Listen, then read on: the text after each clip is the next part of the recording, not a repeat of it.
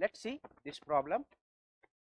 When two electrically charged particles having charges of different magnitude are placed at some distance.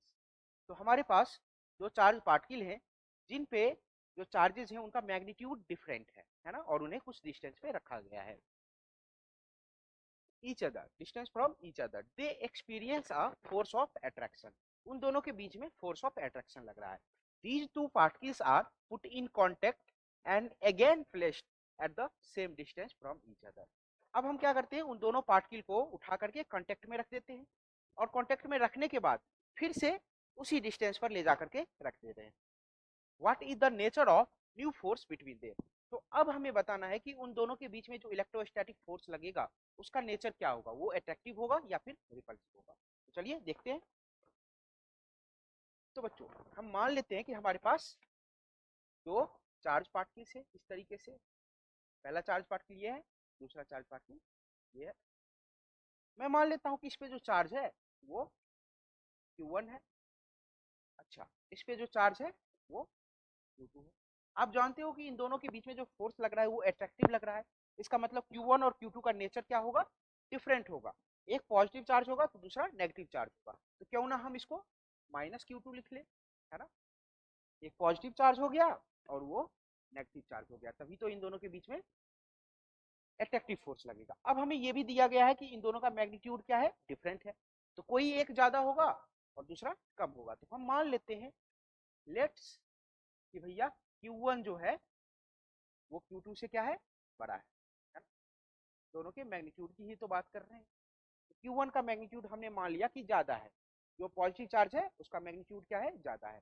तो बच्चों अब जब हम इन दोनों को उठा करके कांटेक्ट में लाएंगे तो क्या होगा, दोनों आपस में चार्ज को क्या कर लेंगे, शेयर कर लेंगे, है ना. कितना कितना शेयर करेंगे, आधा आधा चार्ज को वो शेयर कर लेंगे. चलिए, तो जब इन दोनों को हम कांटेक्ट में लाते हैं, when charge particles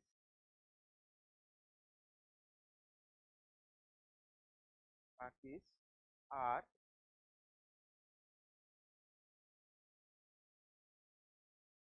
about in contact. जब चार्ज पार्टिकल को हम कांटेक्ट में लेकर के आते हैं, ठीक है,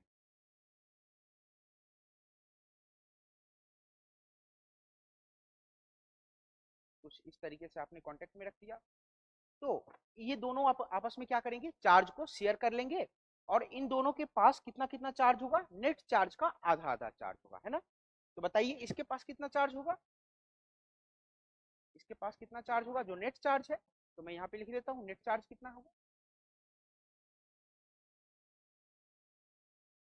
नेट चार्ज कितना होगा, Q1 -Q2.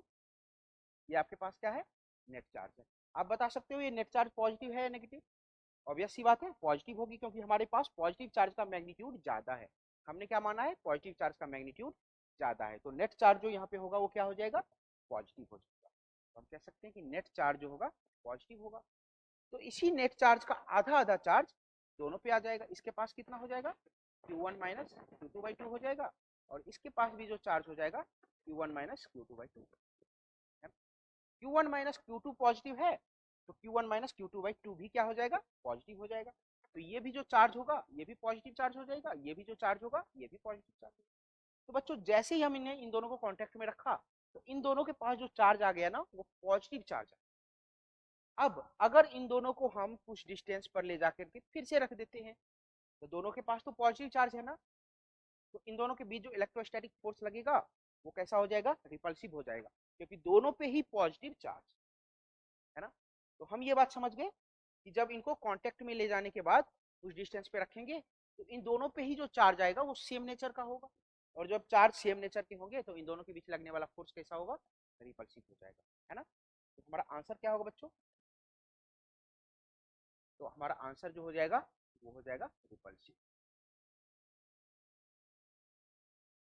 पहले अट्रैक्टिव फोर्स लग रहा था लेकिन बाद में कैसा लगने लगेगा, रिपल्सिव फोर्स लगने लगेगा. तो जो हमने कॉन्सेप्ट यहाँ पे यूज किया है ना, ने जो कॉन्सेप्ट यूज किया वो sharing of charge.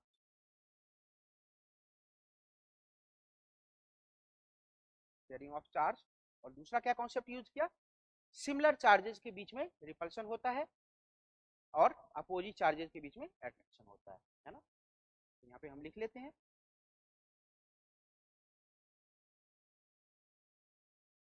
Similar charge के बीच में क्या होगा, रिपल्शन, और अपोजिट चार्ज के बीच में क्या होगा, अट्रैक्शन।